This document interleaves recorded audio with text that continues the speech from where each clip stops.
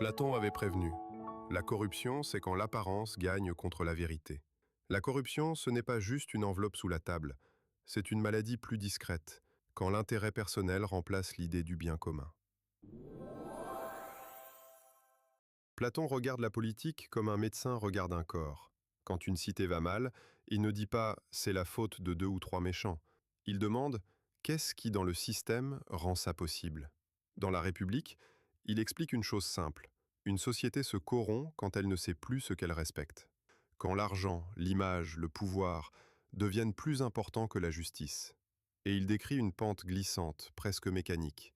Au début, tu as une démocratie qui se veut libre.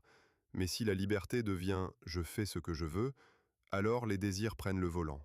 On n'écoute plus les gens compétents, on écoute ceux qui plaisent, ceux qui savent parler, ceux qui savent séduire, rassurer, flatter. C'est à ce moment-là, pour Platon, que la corruption change de visage. Ce n'est plus seulement voler de l'argent, c'est acheter les esprits.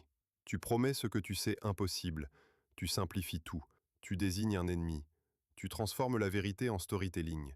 Et petit à petit, le peuple n'élit plus le meilleur guide, il choisit le meilleur vendeur. Platon dit même qu'un jour, dans ce climat, un homme fort peut arriver en mode sauveur. Il parle au nom du peuple.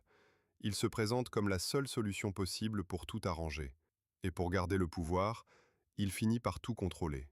Donc, la corruption, chez Platon, c'est une logique. Quand une société récompense le paraître plutôt que le vrai, quand elle préfère le confort plutôt que l'exigence, quand elle confond popularité et compétence.